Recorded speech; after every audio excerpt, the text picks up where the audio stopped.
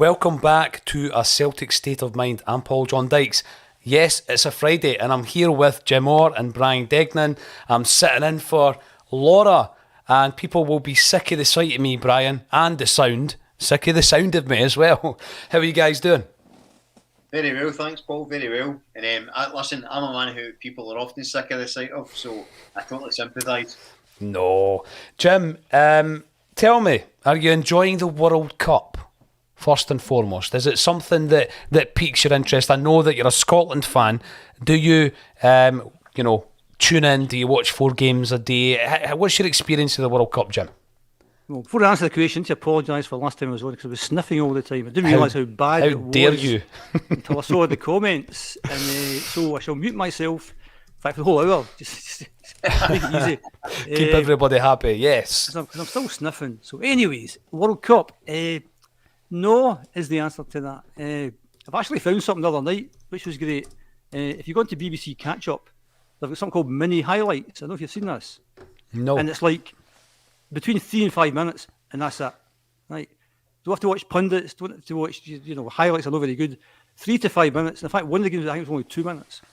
So obviously that was when the highlights that were there. I had a rant a few weeks ago, Paul, about the World Cup and the fact that it shouldn't be where it is, and the reasons have been well documented for that. It shouldn't be this time of year. You think all the football fans around the world are inconvenienced by this. And that's people who like their national teams, who support their national teams, but we're all getting messed about. And it's ridiculous, and it's a real kind of bizarre feeling this, past couple of weeks, and the next few weeks or so. So I've watched these mini highlights, and I think once I go into the kind of the nitty-gritty, I'll maybe watch a few games. I think Spain, Germany on Sunday has got something at stake after the Germans lost their opening game. So if there's games with something at stake as it gets to the knockouts involving the big guys, I'll start watching it then. But I really can't get into it at all. It's just the wrong place, the wrong time of year, and why it was awarded to them is a scandal. It's all part of the stuff that's been happening in FIFA for the last number of years. And the fact that we just sat back and let it happen.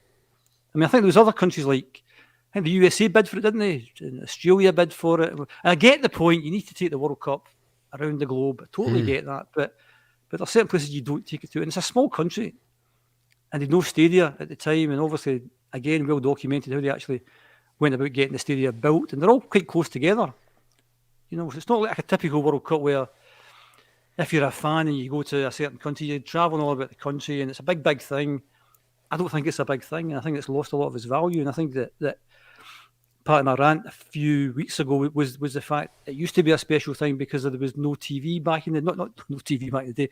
There's very few live matches. But World Cup was the one that was live. And who is it you're going to be watching this World Cup? Well, there's Messi there, and there's Ronaldo there, and there's Neymar. You see them all the time. That's true. You see them every week of the year. So it's not a special thing. And as I said last time, for you youngins out there, we had never seen Pelé live. We had never seen Johan Cruyff live. We had never seen Maradona live. And all of a sudden, you've got 2, 3, 4 weeks of football live, and you're going to see Johan Cruyff. And the excitement was fantastic. But I'm thinking because I was younger, but it was dead exciting back in the day. This isn't exciting because what you'll tend to find is that a lot of the club size would beat most of these national teams. If you get PSG and Barcelona, Real Madrid, they'll beat Germany, they'll beat Spain, etc. So that's a rather long-winded way of saying no. Not that bothered. The thing is, though, Jim, I also looked back really fondly at World Cups in the past. I've spoken about, I don't know, maybe my point of reference will be a wee bit similar to yourself, Brian. I look at the 86 to 1990 World Cups as being my introduction to the tournament, and they were a bit special. All I'm doing during this particular tournament is I'm keeping an eye on the Celtic players and a couple of the ex-players. I want to see Van Dijk. I want to see Frimpong if he gets the game. I know he's a bit of a wild card in the squad. And that's all I'm doing. I'm just keeping an eye on the Celtic players, Brian. So it has lost a lot of the allure. And that's before we get into the cheating and the corruption and everything else, which, if anybody out there thinks for a moment that cheating and corruption can't be done in Scottish football, you just need to look at who put on this World Cup. Of course it can. Absolutely. And it's interesting with this World Cup because there was so much, usually before the World Cup, there's like there's so much excitement about it, and it's very colourful, and there's, you know, street parties and people in the gardens drinking. And I mean, I live in England, and there's usually England flags all over the place at an international tournament and stuff, and there's been none of that. And I don't really like the politics surrounding it, because I think you just go in a rabbit hole, and it's a bit he said, she said at times.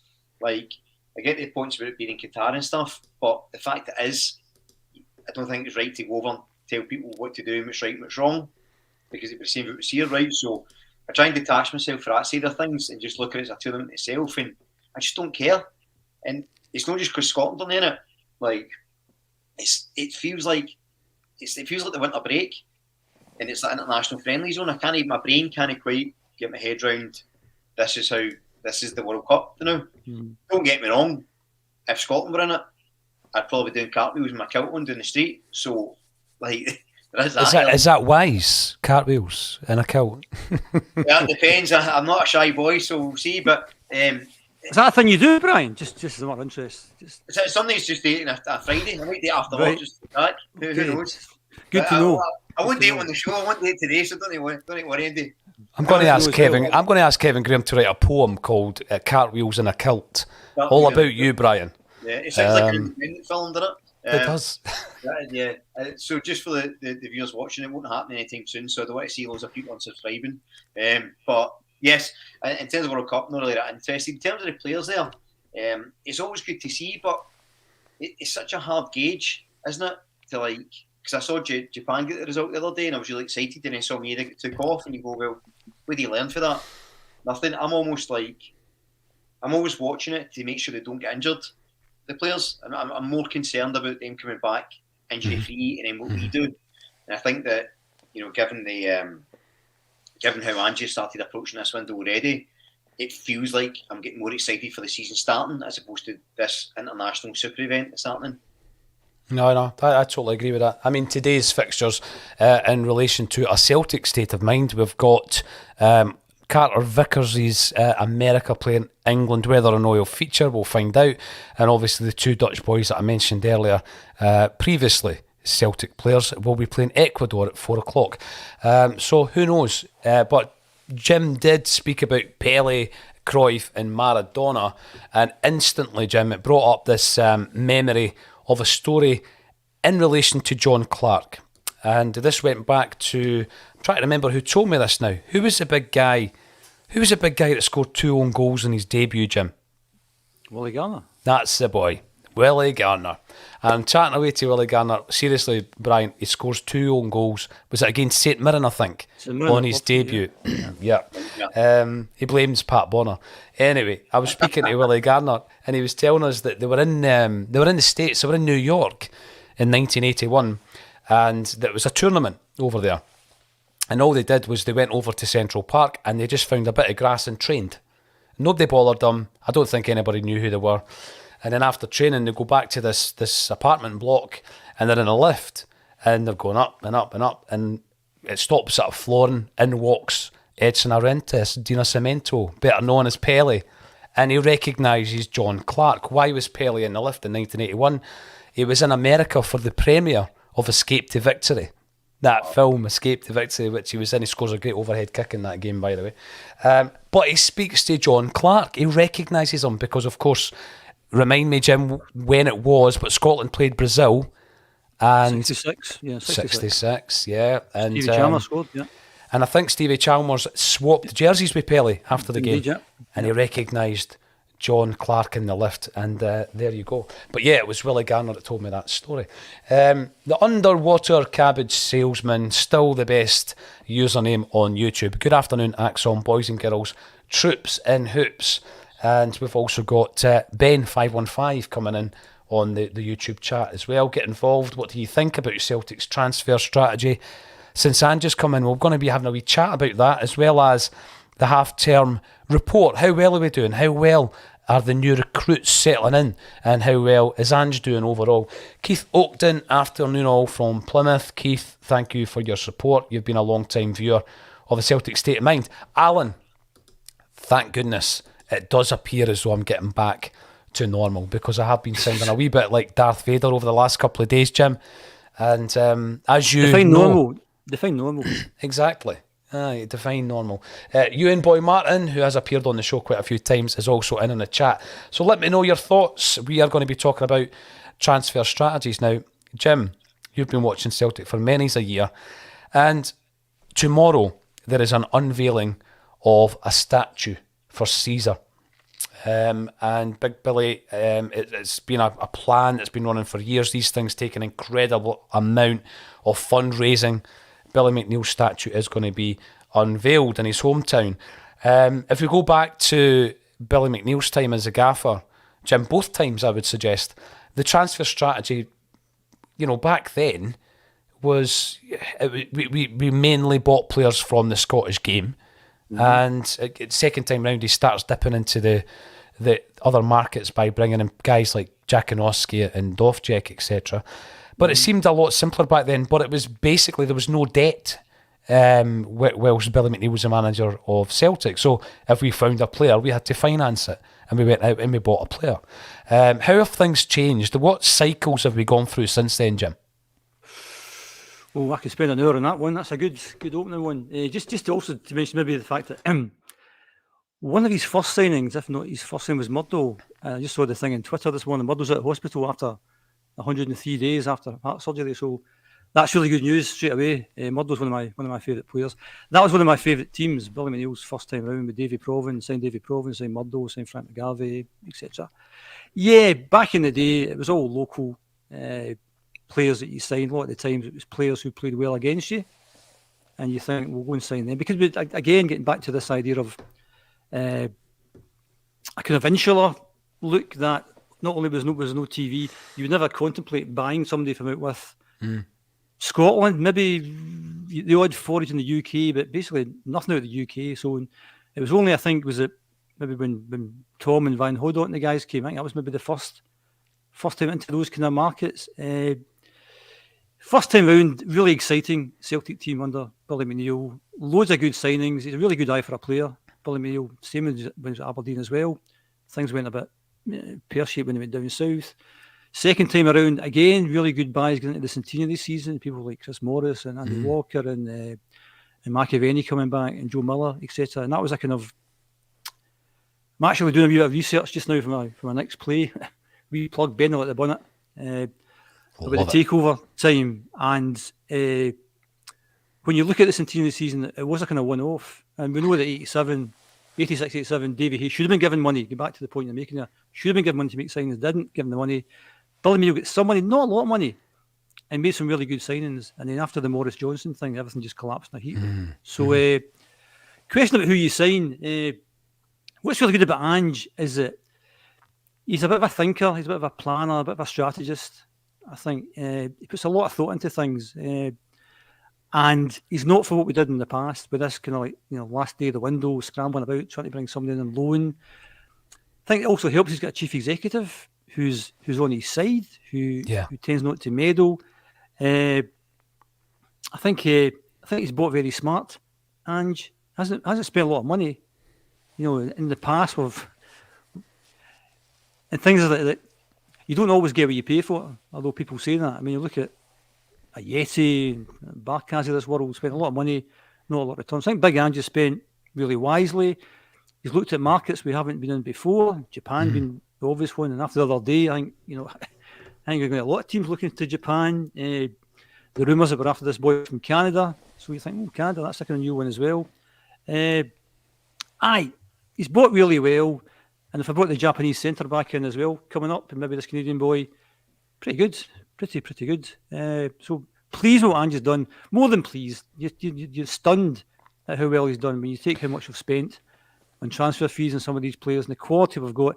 And it's been good value for money. And they've all got a massive resale value as well. And my hope is we can keep them for another season. It'd be good to have Matt O'Reilly and Hatate and then Jota there for this. One more season would be good. And I think that's the big concern about the transfer window. Is not so much, it's always good to get rid of people you don't want, but you don't want to get rid of people that you want to keep.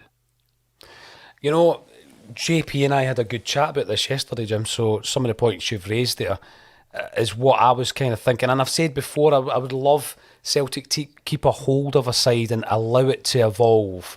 And I know we can't keep players for 5, 6 or 9 years. Generally we can't do that because it gets to that sweet point where we're able to sell them, make a massive profit and hopefully reinvest it. But a couple of points you made there when Billy McNeil, with regards to his signings, absolutely, it was the 10 men winning the league season, wasn't it? Where he's come in and he's bought Murdo McLeod. I think it was 100 grand from Dumbarton. And he bought Davy Provan as well. Yeah. Davy Provan. Homegrown Scottish footballers who come in. He was also in for Graham Sharp at Dumbarton. He obviously went down to Everton. And I was going to say as well, in his second spell, Jim, he's obviously went down south and he's got that experience at Man City and Aston Villa as a manager. But it's almost as if he brought a wee bit of that knowledge up because we were buying Chris Morris from Sheffield Wednesday, who at the time, I don't think I knew much about him, but Billy had seen him in a reserve game. Frank McAvenny, we knew about him, he'd played with St Mirren, but obviously we were able to price him from West Ham. He didn't sign Mick McCarthy, it was a Davy Hay signing, strangely enough, but he knew Mick McCarthy from their days at Man City. So things were evolving a wee bit, but when you compare that to where we are now, Brian, the markets we're operating in, it's almost as if no market is off limits. And look at the players that he's pulling out. We spoke earlier in the week about Haksabanovic and the impact potentially that he's going to make in the second half of the season. We don't know yet what Abelgar's going to bring to the table.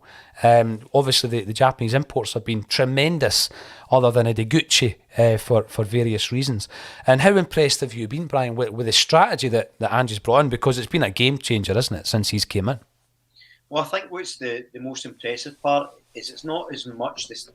I don't actually think the strategy's changed too much in terms of the type of transfer model we're using. I'll explain why I think that. But I think what has changed is the way he's doing it. I think he's doing it properly. I think he's doing it the way it should have been done all along. And I think the fact that he's preparing players, in theory, we could have 2 players on the 1st of January at the club, one of which will be training with the players for a month. Mm-hmm. That's exceptional planning.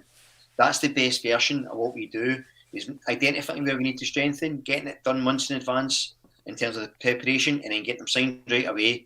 None of this last day loan deal stuff. There's a real clear vision.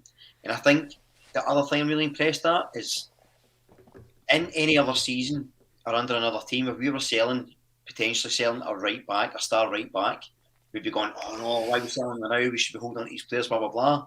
People are going, guy from Canada I've not really heard of, I think he'd be fine. Bye, Jura. And I think that's quite good. And that's indicative of the fact that people have got such faith in Ange and what he's doing.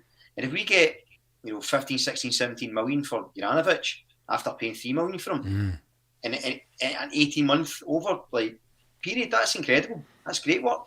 But that brings me on to why I think our model hasn't actually changed. I think Ange is just doing it better.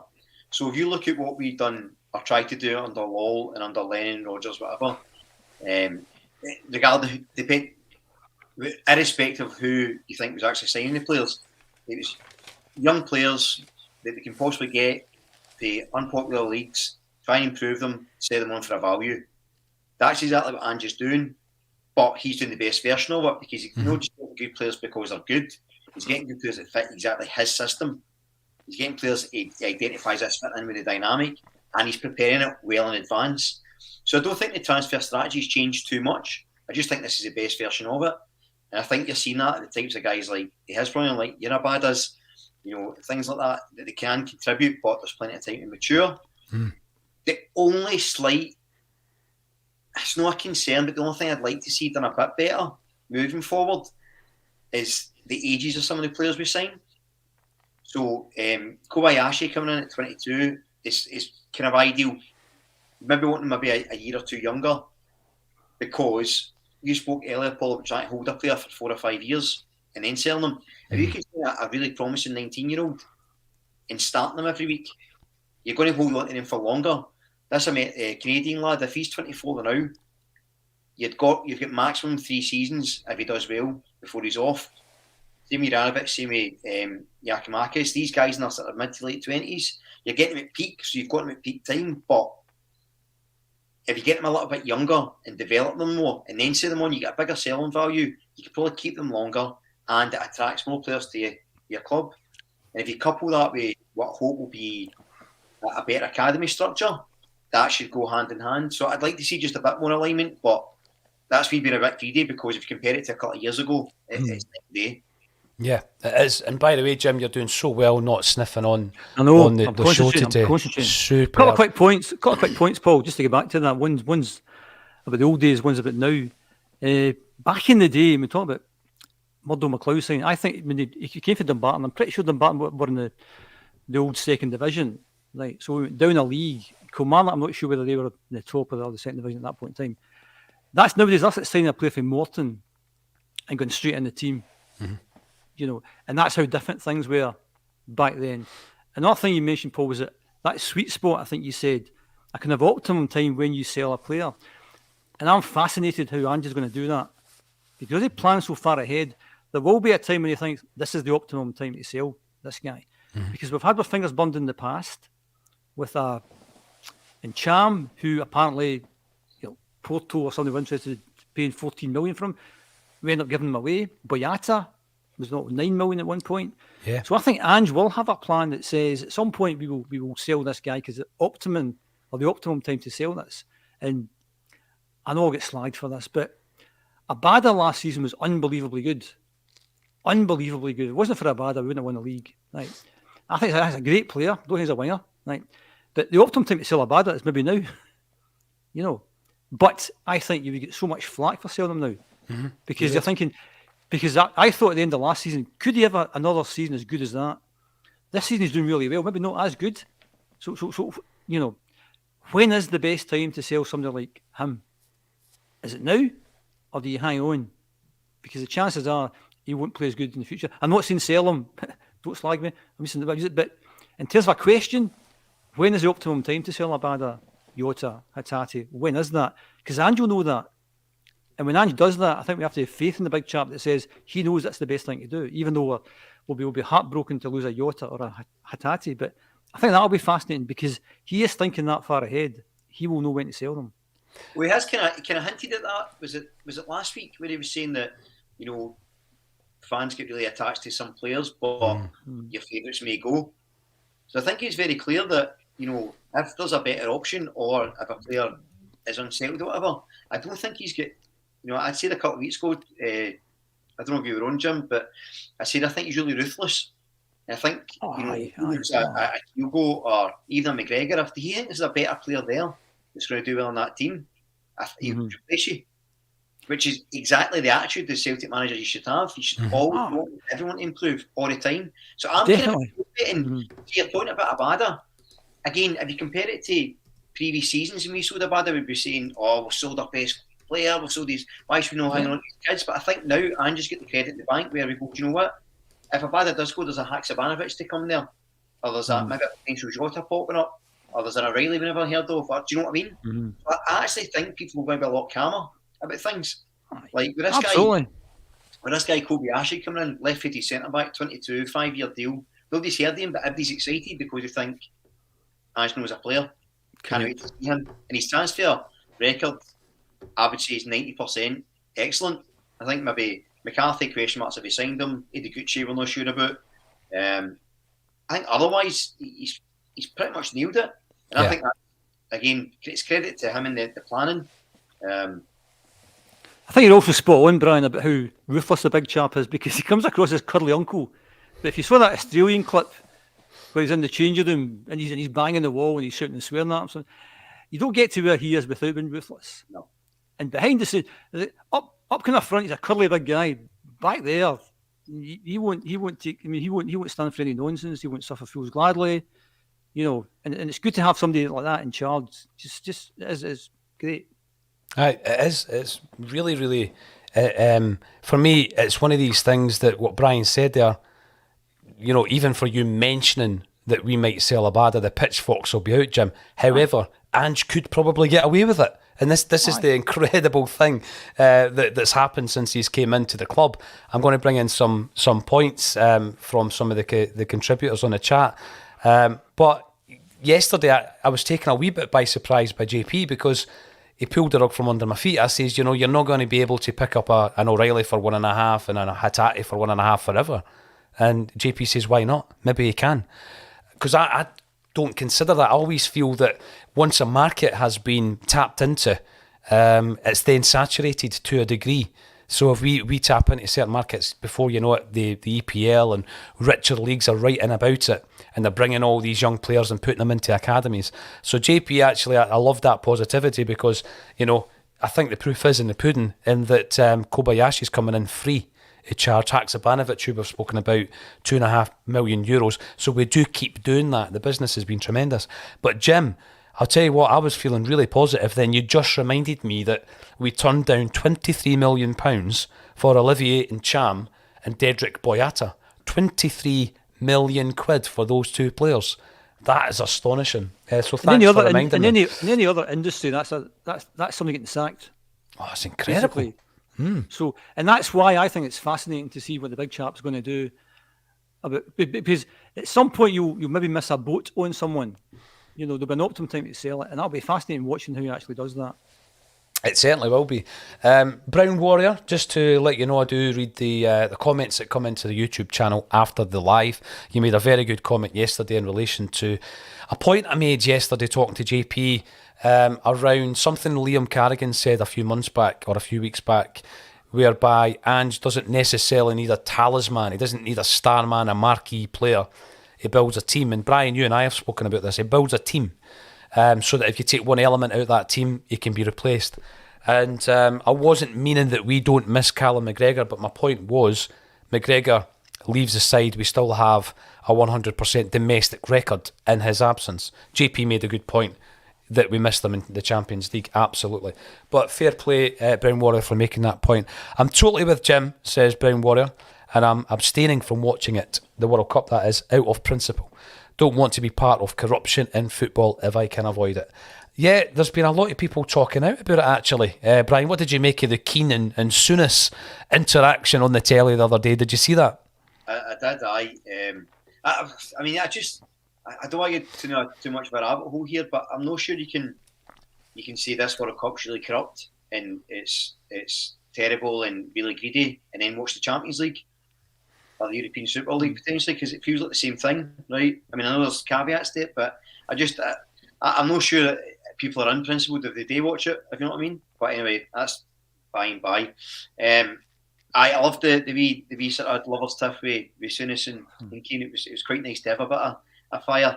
I wasn't sure. I think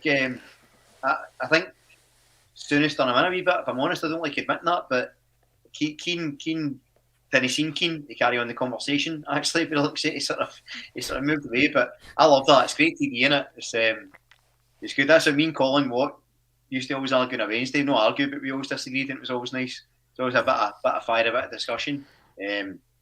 Although I'm going to be the Roy Keane, he can be the Souness. I miss my arguments with Kev Graham on the pod. We need to do it far more often, but it is genuine when it happens. Another couple of really bad examples, Jim, of our strategy gone wrong, I think, is when you look at the season 10, where we're going for 10 in a row, and we sell Jeremy Frimpong, who's obviously gone on to do so well. He's in the squad today. And we don't really replace him. We bring in a loanee from Everton, and it was just that we're going for 10 in a row, and we're selling a star player in Frimpong. And I know that some people might not think he was the best defender in the world. I certainly didn't. But he was a star player. We got £11.5 million for him. We didn't really replace him. The other one, I think, was we got ourselves in a situation where we had actually been bidding on two players. We ended up getting them both. It was Guidetti and Skepovic, remember? Guidetti comes in on loan, Skepovic is a permanent. He barely plays. We end up with two strikers, one of which we didn't need. So another wasted £2.5 million. So I think we have got over that. It's not going to be 100% perfect, but we're in a far better place when it comes to recruitment. Susan Finlay. Happy Friday, boys. PJD, you're earning your money this week. Yes, it is my 4th appearance. So if you were looking forward, as I always do on a Friday, to hearing what Laura had to say, I'm sorry. I'm standing in, or I'm doing my best to stand in for Laura. Before we get on to any other chat, there's two things that I want to ask the lads. Also, just to butt in then, that's why you're an award-winning podcaster. thank you and good night. Oh, thank you very much for that. It's the first thing I've been on since then. First thing I've been on since you won that award. I mean, the amount of hours you must put into this 6-day week, 12-hour days, phenomenal. So, well done, that man. Well, the thing with that, Jim, is again, and I'm going to just spread that towards the rest of the contributors. Every single person that comes in here contributes, takes their own time to build this thing that we call a Celtic State of Mind. I was taking that award. I was accepting that award on behalf of everybody. And by the way, we are proud of it. There's nothing wrong about shouting from the rooftops. It's massive. We were up against big players down there in Manchester. I mean, I've got a lot of respect for all the content creators. Thogden's got over 1 million subscribers on YouTube. I mean, these are big players with, incredible content. And we've gone down there and won the award. So I've got to thank everybody for supporting us. But I want both of you to give us a wee rundown of what you guys are up to. We'll start with yourself, Brian. You're down in Swindon, but you are actively involved in the CSC down there, and you guys are doing a bit of fundraising. Tell us about it. Correct, aye, that's right. So on the 17th of December, we're having a sort of charity event, and Caitlin Tierney's coming down. The always excellent Caitlin Tierney, and she'll be performing. It's a £5 entry. It's at the Tap and Barrel pub in Swindon, and the whole pub's ours that day. We've sort of took ownership of it, but all the proceeds are going to go to local food banks and local charities. And the Swindon Shamrocks, that's the CSE. Great guys, we've been doing this sort of thing for years, and so we've got some prizes to raffle off. Paul's very kindly donated a bunch of Axon merch, which I've got to be honest, I was tempted to keep because it's really good, but it's got to be raffled off. There's a bunch of people bringing some brilliant prizes, and of course we're going to be donating food and some money for food, and also we're accepting toys. We want to try and get a bunch of toys to give around to the food banks for some kids to get presents at Christmas that maybe they couldn't get. So it's really important. Everyone's invited. So I'm not on social media, but you can reach out to the Swindon Shamrocks on Twitter or Facebook, or if you can't get a hold of anyone there, I'm sure you can reach out to the Axon guys and they can forward it on. You're more than welcome to come down. It's the 17th of December. It's always a great day. A good group in Swindon here, and yeah, it'll be a good laugh. It's for brilliant causes always, which everyone knows is key to being a Celtic fan, is having that charitable side. So can't wait. So hopefully see a few of you down there. 100%. Well done. And obviously we'll share the details on our socials as well, Brian. And like you were saying there, if anybody wants to get in touch with Brian, we can do it. We can work as a middleman. Next Saturday, we are recording a music video. Jim Orr, it's come full circle. We're recording a music video for our charity single. We will be in Glasgow. And the reason I mention this is that we might need people to appear in it. So if you're actually listening at this moment in time and you've always wanted to appear in a music video, we do have a narrative, we've got an idea, and I'll be putting that out in the socials as well, and I'll be mentioning it next week. If indeed we get the space we're looking for, get everybody in, get them all kind of like scarfed up and all that kind of stuff. And you could appear in a charity video that we're going to be promoting over the charity weekender. The song has been recorded by The Wakes with Carly Connor, who's a phenomenal female vocalist. She's incredible. And it was a song written by JJ Gilmer of The Silencers, Gary John Kane of The Proclaimers. And we're going to release it and we're going to push it to try and get it in the charts. Jim, imagine we got that single in the charts. Just try and raise as much money as you can, Paul, particularly this the way things are going locally, worldwide. We're all a bit of a downer these days. So, yeah, the more you raise, the better. So, yeah, full support it. Go for it. Superb. But before we move on, Jim, I want you to tell us, you mentioned Bend It Like the Bunnet, something that I would, pretty excited about because it's my era and I'm looking forward to it. But next year, it's Bend It Like Bertie. Tell us a wee bit more about that. The link's under the video for tickets. Bend It Like Bertie Pavilion next February. 25% of the profits going to the Bertie Legacy, which was started by Friends of Bertie to keep Bertie's name.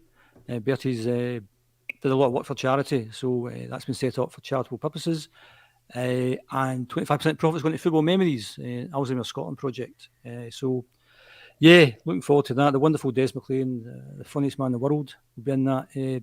Speaking of football memories, tell you a wee quick story, a kind of heartwarming football memory story. I'm a volunteer coach for dementia football once a week. So basically, people with dementia come in. So if anyone's watching and you live in the Glasgow area and you fancy, you know somebody's got dementia who would benefit from this, please get in touch with me.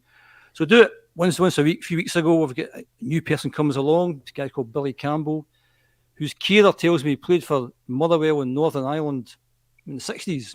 So he's got a name, rang a kind of faint bell with me. You're thinking, well, he played in the 60s. There was a famous game in the 60s for all you old people out there in 1967. Where Ireland beat Scotland, Northern Ireland beat Scotland 1-0. It was the George Best game, the Best Run Riot. So I thought, I wonder if this guy Billy Campbell played in that game. So you go and Google it. So it turns out he made his debut in the game against Scotland in the George Best game. So I get it on YouTube and I'm showing him it. He's got no memory at all of it, which is really sad, obviously. But here's the guy who played in the game against Scotland. I know on YouTube there's a bit, Campbell's got the ball to Best. And he's got number 7 on, and you're showing him this stuff, but it still didn't register at all. But thought I'd mention that wee story. Benno Bertie, next February. There's your Christmas present. You don't have to think too much about it. There's your ideal stocking filler. So. Yeah, absolutely. Brilliant work you do, Jim. Shameless Excellent plug. Shameless plug. Ticket links under the video, ladies and gents. Now, you mentioned Georgie Best. George Best sadly passed away on this day in 2005. One of the greatest. Seamless link. Excellent. Yeah, one of the greatest. And there's great pictures of him. There used to be one in the Beards Bar, didn't there, behind the bar, of Georgie Best wearing the Celtic centenary top. It was a charity game that he was playing. Superb. The other day, I think JP mentioned about our potential new signing, which was almost rubber stamped last night by Fabrizio Romano. Just going back to what Jim said earlier, Brian, Fabrizio Romano won an award that night that we were down last week. He won an award, we won an award. I mean, it's Champions League level. We're absolutely humbled by it. But he was talking about our new target, Alistair Johnston, like you were saying earlier, 24-year-old right back, Canadian internationalist, currently with Montreal. Transfer marked have him valued at about 6 million, but they also value Juranovic at the same, there or thereabouts anyway. And I guess my question is, Brian, are we able, when we do cash in on one of our assets, like it looks as though we're doing with Juranovic, are we able to then push the envelope? And what I mean by that is that there's been two, probably marquee would be the word, marquee signings. They didn't seem like marquee signings because we had them on loan for a year, but Jota and Carter Vickers, they're in a different category in terms of the finance. Are we going to start doing that, or are we going to continue to kind of operate in that £1.5 to £4.5 million category, do you think? It's hard to say. I think, just quickly, when you talked about George Best, one of the things that popped into my head, me and my mates used to always say, it was the best quote ever. He was asked one time, he was on a chat show, and they said, I spent all my money on women, fast cars and booze. The rest of it I just wasted. And I always loved that. It's always cracks me up whenever I immediately think of that. Anyway, yeah, so back to Celtic. I think we could do it. I just don't think we will. And I'm not 100% sure we should either. Because I don't think we need to. I think, and again, go back to this sort of transfer policy being done the right way. Yeah, we spent 6 million on, or 6.5 on Jota and Carter Vickers. They had proved they were worth that, and I still think if we sell both of them on, we're going to make profit on that anyway. But I don't think we can be saying, like, let's sign 5 players and they're all 6 million. We're not going to do that. We're not going to spend 30 million because it's too big of a gamble. Because although you can identify a player and you might say, oh, he's rated at 6 million, that's great. He could get injured, he might not perform well, I mean, look at Barkas, 5.5 million for Barkas, you're not making that mistake again. And I know people get frustrated and say, oh, it's, we should be spending more money, but it doesn't always guarantee success. Mm-hmm. I think if there's a player who Ange feels is essential for us to move forward, I think the money's there for to spend 5, 6, 7, 8, maybe even 9 million if you feel strongly enough about it. But I don't think just because you can spend that amount of money, you should. I think the scouting has to be better in identifying these guys. And again, the fact that you get Matt O'Reilly and Hatate for what combined £3 million is staggering. And then you spent £5 million on Barkas. You see, it doesn't always guarantee success. So even though we can, I don't think we should, if I'm honest. And I know we'll be popular for saying that, but I just don't think it fits the business model. I don't think it's especially smart either to just be throwing money and hope it fixes it. It's like when people talked about us going into the Champions League and they said this year, we should be spending 40 million. The 40 million we've got Champions League spent on players. And it's like, right, but again, it doesn't guarantee you. And then what if you spend that 40 million and you do all right in Europe? Do you then spend another 40 million the next season just to do all right again? It doesn't work. You can only get incrementally better and have a strategy in place. And I would actually rather the money was spent on scouting and assessing the recruitment talent base all over and getting that to be like top of market. So you can't compete with Man City, say, on the type of players they can afford, right? But you can compete on them in the type of scouting they can do. Mm-hmm. Right? You can, if you want to invest money in it, and then by extension, if you sign these guys in and selling them on, you can make them more money to turn it over, and then you've got that option in the bank if you want to spend a 6, 7, 8 million. But I don't think we will. I'm not sure we should, although we could. Yeah, I'm going to ask Jim, because I know, Jim, you worked with figures, you worked with numbers your whole life.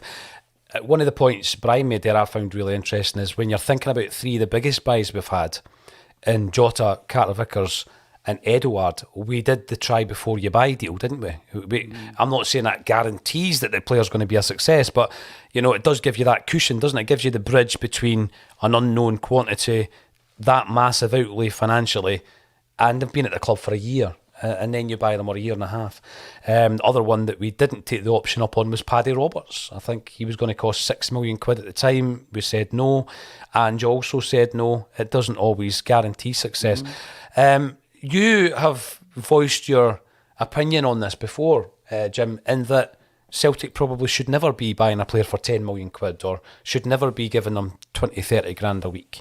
Do you think the exception is when you've got someone like Jota and Carter-Vickers who has already proved that they're going to improve your side?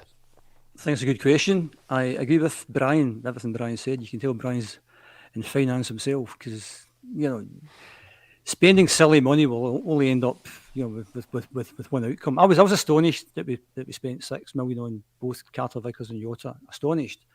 And you have to give plaudits to the chief executive for backing Ange. I'm also fascinated in terms of how do you know who to go for and how much to pay? Because if you go back a couple of seasons there when we bought in Barkas for £5.5 million, rather than going for somebody like the Dundee United, Benjamin Segrets, say for a million. So where's your thought process that says, I think he's worth spending 5 times as much and giving twice the wages for than going for Segrets? So it'll be fascinating to see how Ange, Ange figures that one out, because he must be going to Michael Nicholson to say, I think Jota's worth 6 million. I think Carter-Vickers is worth 6. And if he wants to sign this new guy, I think he's worth whatever he's worth. And he'll be saying that with some logic behind it. Because he'll be saying, if we sign him for 6, I guarantee we can double our money on him. Stand by me, I know what I'm doing. Because maybe in the past, we've spent money on players without that thought process. It's just, well, we need to buy a player, and that's what the player costs. And although I don't think it's a good idea to spend too much money on a player, because again, you have to watch the finances. And I think if you pay one player too much, then that will cause discontent amongst the other players. And I can say, and I have, is Juranovic going, one assumes he's going to like double, treble, quadruple his wages. Mm-hmm. And once he tells the rest of the guys, by the way, I'm on X and you're on Y, that's going to cause a wee bit of disharmony in there. And that's what Ange has got to manage. And Ange said that before, it's not his job to keep people happy, but it kind of is. it kind of is. Otherwise, everything comes down to money. No matter what you're talking about, everything comes down to money. So how much the players are on. And I remember one of the first times we did the Friday bulletin, and Paul was, I'd mentioned Ryan Christie or something, and I said, he's on about this, and you said, no, he's only on half of that. And I was astonished by that. I think Tom Rodgett was on something like 3 times Ryan Christie's wages. Mm-hmm. So you then think, well, hold on, how do you balance all that up? That's quite a difficult challenge. And the last time, or a couple of times before I was on, we were talking about, what if Celtic, into the league down south, and we bought a player for 50 million and we paid him like 200 grand a week. How would you feel about that? I think there's levels to this. And I think if you say to fans, what would you be comfortable with paying a player per week to play for Celtic? You've got a lot of different answers there. But the higher the number, then the more risky it's going to be for the club as a whole. Because if you pay one guy that, the rest of the guys will be forming a queue. He's getting that, I want that. Particularly if they're not performing. Because at the time we had this discussion, Ryan Christie was our best player by a mile. Yeah. And Tom Rodgick's on 3 times his wages. And I think at times, as fans, we think things are all dead simple. Things are black and white. He's playing for Celtic. On you go, on with it. He's rubbish, get rid of him. It's far more complex than that. Far more complex than that. And I've no idea, nor should I know, what the players are earning. But there's going to be disparities in there between a Jota and a Carter Vickers and a Greg Taylor, possibly, or a Tony Ralston, whatever. And if you're playing out your skin week after week after week after week, and somebody's getting 2 or 3 times what you're getting, so I think Ange knows that himself. But he does have to keep players happy. And I'm sure we're going to talk about what we've done so far this season, because a number of players who are not getting game time, they can't be happy as well. So anyway, that's my top one's worth with the fans. A few of the suggestions or examples rather of that, Jim, I think in recent times have been Armstrong leaves and goes down to the EPL, and he's very tight with Kieran Tierney and Ryan Christie. Now, It's not as though we live in a little bubble and they guys don't talk when they're on international duty, etc., etc. And then it leads me back to the Lou Macari scenario, where Lou Macari leaves Celtic for big money down in Manchester. But he's meeting up with I think 4 or 5 Celtic players were part of the Scotland squad, and he's winding Big George Conley up about wages, And that kind of thing does happen. The other one, I remember Fergus McCann getting an awful time because he wouldn't give Di Canio what he wanted in terms of his wages, and these players that demands Van Hooijdonk, he comes in, he wants more wages. So it's an absolute minefield when it gets to try to keep everybody happy. And we are going to be talking about where we are at this mid-term point of the season. But before I do that, something just to strike a balance from Stephen Ray, who thinks it's been a brilliant World Cup so far, a welcome break from domestic games, which isn't always a great watch, granted. I don't get folk who only watch one club league and nothing else. I remember there was a time where, I would have devoured every football magazine out there, including World Soccer. I would have known, from the Panini football albums, players from every continent. My knowledge of English football was tremendous. I mean, somebody was asking me yesterday about that Wimbledon team that won the FA Cup. You could even tell them who the chairman was. And in time, that's changed for me. But I think it's mainly, Brian, due to the fact that my main focus has to be Celtic, because that not only is it the club that I support and love and have a passion for, but obviously, writing books, doing the podcast, I just focus on Celtic. So I'm one of these guys, unfortunately, Stephen Ray, that only focuses on one team. I can't get too excited with international or English football, or even if there's a Real Madrid-Barcelona game on the telly, Brian, I don't watch it. People might think that's absurd because I'm a football fan, but I'm just all in when it comes to Celtic. Is that absurd to you, Brian? No, it's not absurd. I get it. I tend to watch other leagues and other games, to be fair. I just like sports generally. So I like tennis. I know nothing about tennis, but if tennis is on, I'll always watch it. If snooker's on, I love watching snooker. I love watching snooker if I've got a hangover. It's the best thing in the world, right? Iron brew, rolling sausage, and snooker. The sound of those balls hitting each other. It's serene in a way I can't describe. But it's guilt time again. I love I used to I don't really gamble, but I will put an accumulator on sometimes. It's just go and meet the boys and put an accumulator on and watching, Forest Green versus Scunthorpe and getting excited because you want to use going to score. So I like that side there, and I used to like watching the German leagues. So I'm quite. I just like football and sports in general, so I tend to watch. But in terms of passion, obviously it's Celtic. And say the reason, just to reiterate, I know there's loads of controversy about this World Cup. I'm not watching it because it's weird to me. It doesn't feel like the World Cup. I'll probably watch the latter stages, and if Scotland were in it, I'd watch it. But I'm just not that bothered about watching it, to be honest. But it's nothing to do with the stuff surrounding it. And again, yeah. But listen, trust me, if there's anything you take away from today, hangover, snooker, you thank me. I've never tried that. I was told yesterday to get on the honey for my throat. The old wives' tale is that you need a wee nip. So we'll see what happens this weekend. Before we move on to this season, I was going to ask you, Jim, again, from the financial aspect, the big change for Celtic, I'm going to say in modern times, was Martin O'Neill. When O'Neill was in charge of Celtic, we weren't buying players to sell them on for profit.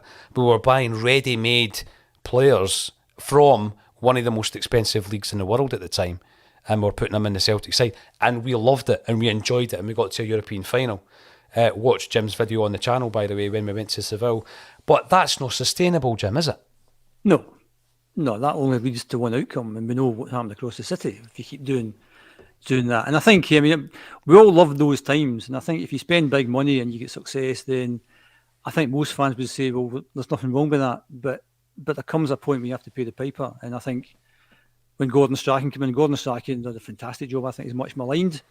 He was bringing in players for not a lot of money, guys like Paul Taylor and such like Colwell, McManus, and these kind of guys. And he done a phenomenal job with the money he had, got us through to the last 16 couple of times champions. So but I mean, when you stack their two records up, there's a kind of discussion point. You know, who's got the best record between the two of them? You know, so yeah, that's not sustainable. And somebody, you have to balance, whether you like it or not, you have to balance the books. That's the punchline. And whether you're talking about football or anything else in life, everything comes down to money, unfortunately. And that's just the way it is. And that's what I think makes the football a bit more fascinating these days. And the point you made, Paul, about maybe the World Cup, I think it's an age thing. I think the older you get, the more detached, the more cynical you get about certain things. And to pick up the point Brian made, it's about emotion.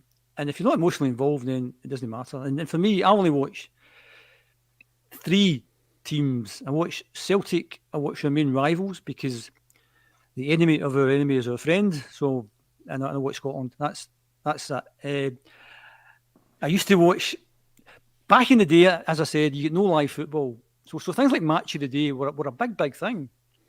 Now you can watch any game you want, any time you want, and it's just too much, far too much. So it's such a big choice, then you start, a bit like when you try and pick a movie to watch in Sky, you're not watching nothing because you think, oh, I don't want to watch that, I don't want to watch that. Football games, unless you're emotionally involved, unless it means something. You know, I was at the Ross County game the other week. I watched the game, the St Mirren game, and I had to leave to go to the game. And I got in just as the 9 minutes injury time were about to start. And everyone's huddled around the TV, dead excited. Know their team, but that result has an impact on us. So dead exciting. Full time one, each big cheer goes up. So those are the games I watch. And I like to watch Spain and Germany this Sunday night, because they've both got to kind of win the game, I think. So they'll come out all guns blazing. If Spain win, do I care? No. If Germany win, do I care? No. If it's a draw, do I care? No. I don't care. And I think you have to care. And that's where, for me, and as I said, old guy speaking here, you have to care. At 90 minutes or 90-10 and 95 minutes, when the whistle blows and you think, yes. To me, that's what football is about. Yes. Or no. No. Disaster, because that affects you. Not just for that couple of minutes, but for the next week or the next month or the next whatever. And that's the thing about football, because you hang on to things and you need to let them go quite quickly. Because if you go back to last season, just something popped into my head there, when Yakimakis missed that penalty against Livingston, that's the season finished. That'll be vital. That'll be this, And mentally, you're thinking this all the time. You have to get rid of that. But that's what being a football fan's like. You think of these wee moments and think, God, that's going to be, wish that hadn't happened. For me, that's what a football fan's been like, not watching Spain and Germany. Might be entertaining. Oh, that's a good goal. Watch the sort of highlights of the Brazil game last night in the second goal. I went, that was good. But at the end of the day, am I that bothered? So it's another long-winded way of saying no bothered at the World Cup. No, you're right. It's the emotional element. Just before we move on, just because I love talking about Gordon Strachan's team, because it was one of my favourite of our Celtic sides. It goes back to the point we were making about the players you're buying. So he got us to the Champions League last 16 twice with Gary Colwell and Steve McManus at centre-back, right? Paul Hartley and Barry Robson were brilliant for us in midfield. Scott McDonald, Telfer. Telfer, Maloney, McGree, right, on that team.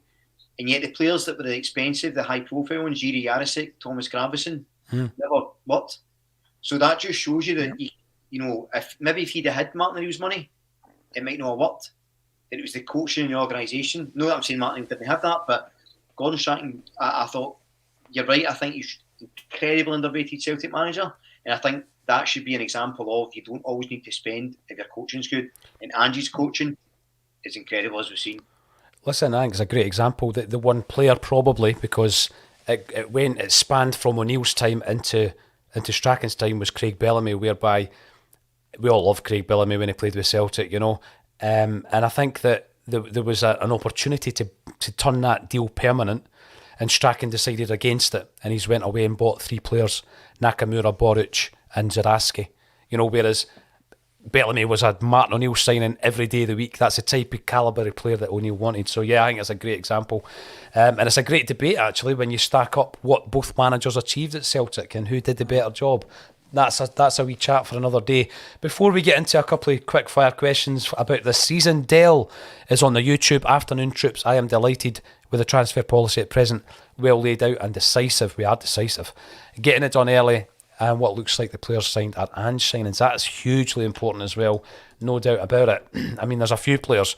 Paddy McCourt was not signed by Gordon Strachan, there's no doubt about that.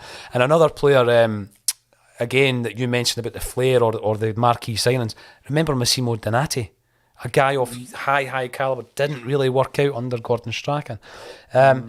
B is going back to when we started signing overseas players, changing our recruitment a wee bit, and you've mentioned a name there, Jackie Jackanoski, and it was interesting because I don't know why we were talking about Jackie recently, but I did a wee bit of research into the old newspaper archives, and I dug out this article. Now, Jim, you might be able to remember this, but in the 1980s there was a situation in Poland which prevented football teams from selling players overseas. I don't know why. I don't know what the political situation was. But at that time, Inter Milan were trying to sign Jackanoski.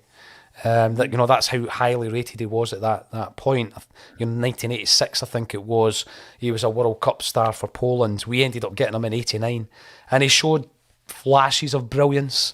I think he was a bit of an underachiever at the end. Right, so half-time report. I'm going to come to yourself first, Jim. I'm going to ask you who has been the best player that we have signed, the best bit of recruitment so far. I'm going to run through their signings this season. Maeda, because he came in permanently, Carter Vickers and Jota, Siegrist, Bernabe, Jens, Moy, Haksabanovic and Abildgaard. Who do you think out of that list has been the best signing so far, Jim Orr? Haksabanovic. I think when he came on as sub, was it Ross County he came on, he just looked dead cocky, just well-built guy as well, skillful, apparently can play through the middle as well, now starting to score goals. Exquisite finish for the Ross County game. Just looks like a really confident guy.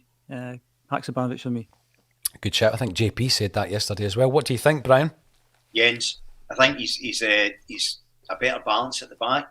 He's a good height at the back, and he's really good with the ball at his feet. I think he looked a bit more solid at the back with him.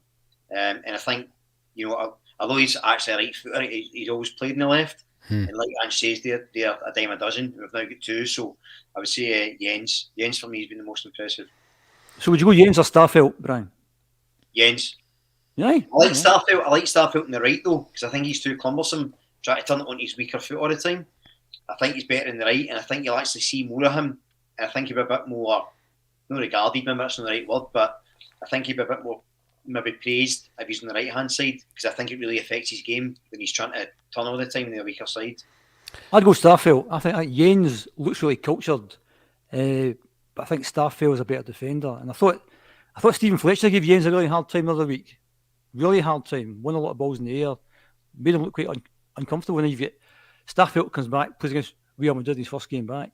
I know he'll be humped obviously, but he actually played really well. So I'll go for Starfelt. It's a great situation now to be in. I sometimes worry about Welsh. I think maybe a loan deal would do him no harm in January. I'll often look at the loan players. Some of these guys have been mentioned in the broadcast today. Barkas, Scales, Montgomery, Sorrow, Uragide, remember him? Ben Wiley, Kenny, Ayeti, Shaw and Mikey Johnston. If there's one player, Jim, who's going to come back and have a future at Celtic from the loanees, who will it be? No idea. I think they're out on loan for a reason. I think for the future, they'll still be here. I think it's I don't know. None of them would be my because you don't put players on loan unless you question their future. Again, that's a fascinating decision. At what point do you see you must go on loan? I think we've got Welsh just now. I mean, I don't want to be too down on Welsh, but I don't think he'll make it. So I think in terms of going out on loan, possibly Welsh is somebody should, particularly if getting this new centre back in. But of the ones that you mentioned there, and I'd noted them as well, and I was thinking, I think Mikey Jones is doing well, Barkas is doing well, but I just think the kind of those, I doubt any of them. Over you, Brian. Cummings the only one that I think may come back, given his age and the fact he's quite versatile on the left. But if I'm honest, I agree with Jim. I don't think Andy's coming back. Definitely. How many is that? That's quite a few players, about 10 players there. There's 10 out on loan, aye. Yeah. Also, I mean, if you look at something like a Yeti should be a good player. There's no reason why he shouldn't be a good player. No reason why he shouldn't come back and fight for a place, but he won't. So that's football for you. Yeah, that's football for you. Right, seeing how it's a mid-term report, you'll remember back at school when you used to get the report card. Give us a mark out of 10 so far for Ange Postecoglou this season, Jim. Domestically, 9 out of 10. Europe, 6.5. Interesting. Brian? I'd probably say domestically 10 out of 10, just because of the league position, the way we've won it. I know we've had a few blips, but I think the consistency's been pretty strong. Europe's a funny one. I'll give it a 4 with a wee smiley face, because I don't think it's How'd you do that? I don't think it's as bad as a 4, but kind of killed. at the end of the day, we didn't win any games, so I'll be slightly more cynical than Jim on this occasion. I think also, if you go, I mean, the reason I go 9 out of 10, I think there's been a few games we've just got by with the skin of our teeth because we're not taking chances. And I think in terms of putting points on the board, St apart, yes, it's perfect. But I think missing all these chances, at some point that might catch up with. It caught us in Europe, missing chances. But in the league, we've kind of got away with that. A lot of 1-goal victories. We need to start taking chances. That's why 9 out of 10. Absolutely. We will revisit this at the end of the season. It's been an interesting discussion, gentlemen. Thank you very much for your time. Always great to join you guys on a Friday. Thanks everybody for getting involved in the chat. If you haven't done so already, get subscribing to the channel. We're giving away prizes every month. This month, it's 2 tickets to see a big event at the Armadillo in May next year. It's a tribute to Wim Jansen and the boys who stopped the 10. So we've got 2 tickets for that. All you need to do is subscribe. If you've already subscribed, you automatically go into the draw as well. Also, if you want to go and see Bend It Like Bertie, ticket links underneath the video. Thanks everybody for getting involved. Thank you to Brian and Jim for joining me on A Celtic State of Mind.